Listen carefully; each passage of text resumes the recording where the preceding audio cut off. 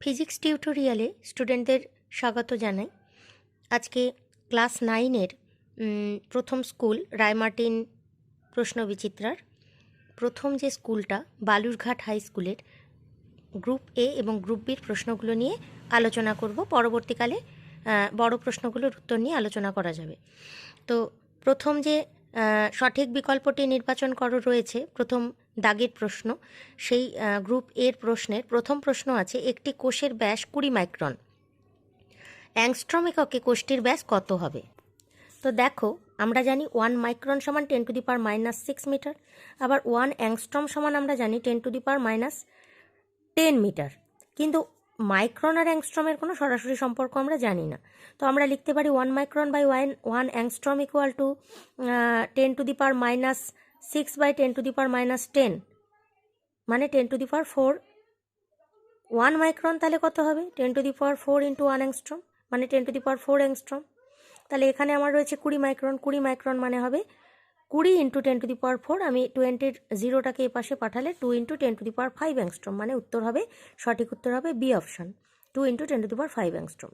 দ্বিতীয় প্রশ্ন, প্রদত্ত কোন রাশিটির মাত্রা আছে?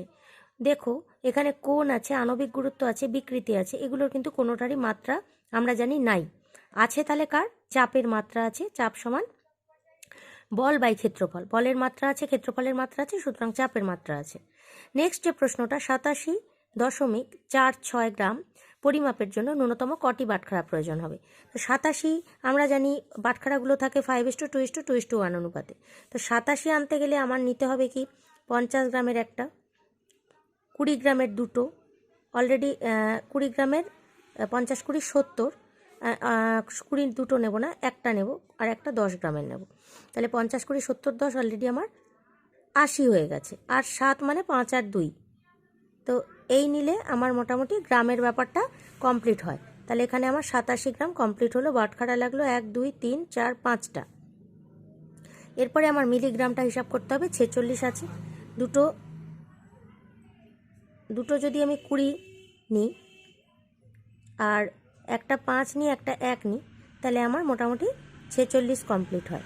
এখানে আমার লাগলো 4টা বাটখারা, তাহলে 5 আর 4-এ আমার 9টা মোট বাটখারা লাগছে। তাহলে সঠিক উত্তর হবে 9। নেক্সট হচ্ছে ড্যাশ হলো জাড্ডের পরিমাপ। আমরা এটা জানি, ভরই জাড্ডের পরিমাপ। ভর যত বাড়বে জাড্ড বাড়বে, ভর কমলে জাড্ড কমবে। সময় সরণ লেখচিত্রের নতি কোন রাশিকে প্রকাশ করে? মানে নতি বলতে সরণ বাই সময়, মানে এটা হচ্ছে বেগ। উত্তর 6 নম্বর প্রশ্ন, ক্যালসিয়াম 40-20 পরমাণুটির নিউট্রন প্রোটন সংখ্যার অনুপাত কত? তো আমরা জানি ক্যালসিয়াম 40-20 মানে নিউট্রন এখানে কটা আছে? 40 - 20 মানে আছে 20টা, আর প্রোটনও আছে 20টা। তাহলে 20/20 অনুপাত হচ্ছে 1:1। সি। 7 নম্বর প্রশ্নের উত্তর, প্রদত্ত কোন ক্ষেত্রে ইলেকট্রন স্থানান্তরের সময় শক্তির শোষণ ঘটে? শোষণ তখনই ঘটে, একটা বড় ইলেকট্রন কখনো নিচে শক্তি স্তর থেকে উপরে শক্তি স্তরে যায়, আবার উপর থেকে কখনো লাফিয়ে নিচে শক্তি স্তরে আসে। যখন উপর থেকে সে নিচে আসে তখন শক্তির মুক্তি ঘটে, আর যখন নিচ থেকে উপরে যায় তখন শোষণ ঘটে। তাই আমি এখানে দেখতে পাচ্ছি সোডিয়াম থেকে কে, এল থেকে কে, এগুলো কোনোটাই হবে না। এল থেকে এম, নিচে শক্তি স্তর থেকে ওপরে যদি যায় তবেই সে শক্তি শোষণ করবে, মানে উত্তর হবে এল থেকে এম। পরের প্রশ্ন, ক্যাথোড রশ্মি কোন কণার স্রোত? উত্তর হবে ইলেকট্রন কণার স্রোত। 2-এর দাগের গ্রুপ বির 2-এর দাগের প্রশ্ন, এগুলো এক কথায় উত্তর দাও, মানে প্রায় এক লাইনেই উত্তর বা একটা শব্দে উত্তর। AMU অ্যাটমিক মাস ইউনিট, পারমাণবিক ভর একক। এটা আমরা সবাই জানি, এটা এক প্রকার পরমাণুর ভর মাপতে ব্যবহৃত হয়। ভর মানেই হচ্ছে মূল একক হবে, কখনো এটা লব্ধ একক নয়, অর্থাৎ উত্তর হবে মূল একক। অথবা একটা রয়েছে, এমন একটি রাশির নাম লেখো যার কোনো মাত্রীয় সংকেত নেই কিন্তু একক আছে। উত্তর হবে কোন ঘনকোণ। কোণের একক রেডিয়ান, ঘনকোণের একক স্টেরেডিয়ান, বইতেই রয়েছে। তৃতীয় প্রশ্ন, দীপন প্রাবল্যের এসআই একক কি? উত্তর হবে ক্যান্ডেলা, যাকে আমরা সিডি দিয়ে সংক্ষেপে লিখি।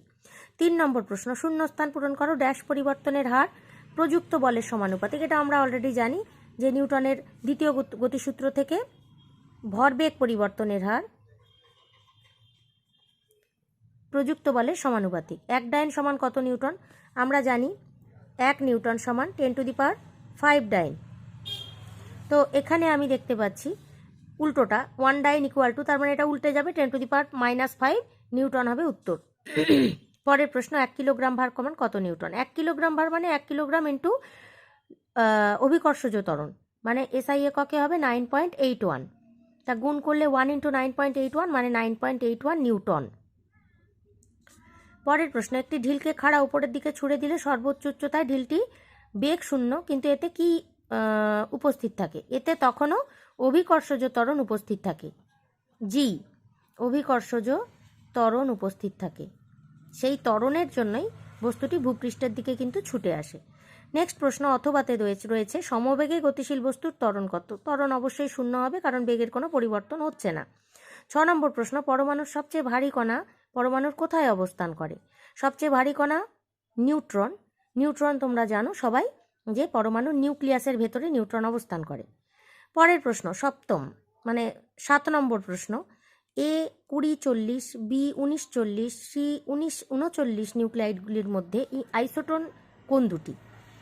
এখানে 20-40 মানে নিউট্রন আছে 20টা, এখানে 19-40 মোটেই 20 হচ্ছে না, এখানে 19-39 মানে এখানেও 20টা রয়েছে, তার মানে এ আর সি হচ্ছে সঠিক উত্তর। এ আর সি হচ্ছে পরস্পরের আইসোটোন। অথবাতে রয়েছে X3+ আয়নটির ইলেকট্রন সংখ্যা 10 এবং নিউট্রন সংখ্যা 14 হলে পরমাণুর ভর সংখ্যা কত হবে? এই আয়নের ইলেকট্রন সংখ্যা 10 মানে এখানে 3টে ইলেকট্রন বেরিয়ে গেছে, তাহলে টোটাল ইলেকট্রন সংখ্যা হতো 13, তার মানে প্রোটন সংখ্যা 13, তাহলে প্রোটন আর ইলেকট্রন মিলিয়ে হবে মোট হচ্ছে 27, তাহলে পরমাণুটির ভর সংখ্যা হবে 27, প্রোটন সংখ্যা হবে 13, মানে ভর সংখ্যাটা হবে 27। তো আপাতত আজকের মতো এই পর্যন্তই, পরের স্কুল নিয়ে পরের দিন দেখা হচ্ছে।